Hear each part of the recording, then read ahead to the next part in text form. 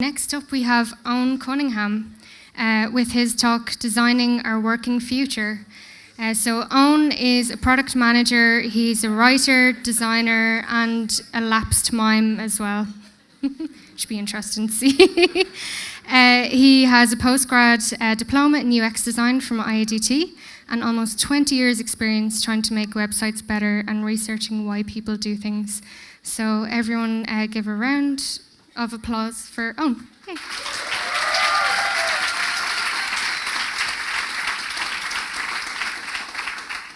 Fuck, there's a lot of you.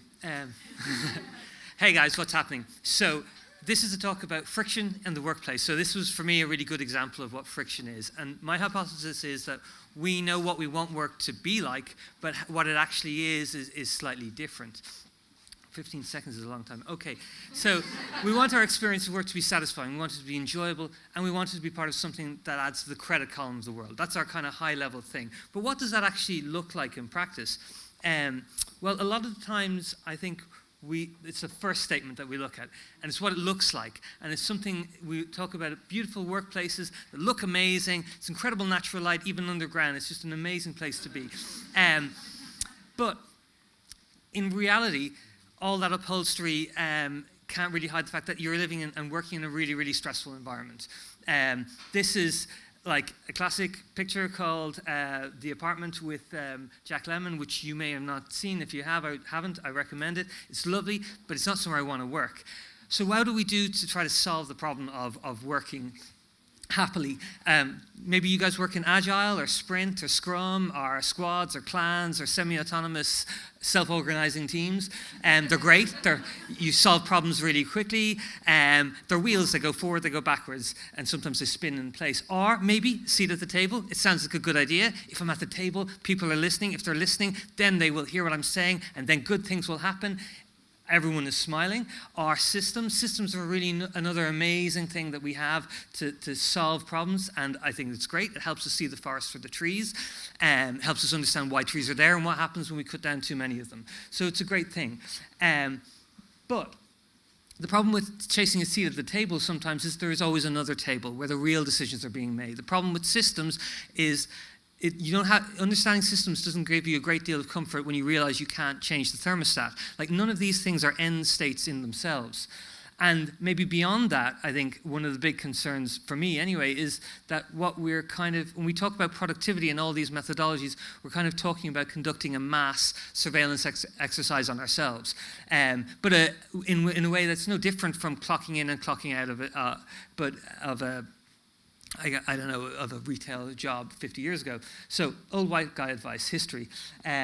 So, we do have power. As designers, we have a lot of power, we have a lot of opinions, and we share them all the time. And one of the main things we can do, and the key power that we have, is our attention. We can choose to apply our attention in different ways. And my proposal to you guys here, and to all of us, is that we choose to pay attention. We make a decision about what I would call introducing friction by what I'm going to call active refusal. So making a conscious decision about what we're going to pay attention to, with the sure knowledge that the things that we're not paying attention to are gone. They're in the past. They're like a Michael Bay film or a Rodriguez film, maybe. So we say this thing matters, but that thing doesn't. In the same way that we go, well, if you want those things, sure, but I'm not doing that thing. But how do we decide that? How do we get to, well, what are the things we're going to do? Well, I think that you need principles. Principles, I'd say, are the difference between, principles are not the same as hopes and desires. Principles are, I want a workplace that's really respectful. Desires are, I'd like the new iPhone. And the reason why that's important is principles help you adapt to change. So as a designer, I do a prototype. People don't like it, they think it's terrible, or it's too expensive, and I go, oh shit. Well, I go back and I fix it because I think that the idea is right. Now, fundamentally, if the bones are in trouble, then we're all in trouble. But if they're not, then you can get to a better idea. You take your idea and you bring it forward because your principles, your core idea, is something that you're going to deliver. And to do that, you need a plan. You need to be Elizabeth Warren. So.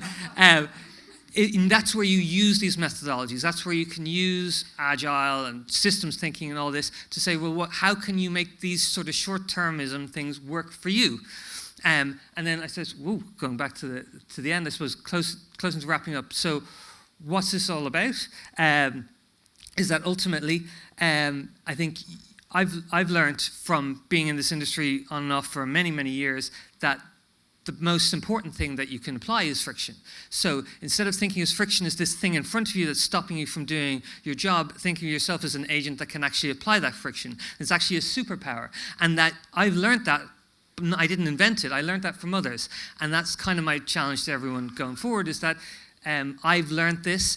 I think it's taught me how to make the world better, how to make the workplace better, understanding that what we do now in our workplace applies to the future, to the people who will come after us. And that's, I guess, the challenge and I guess the opportunity.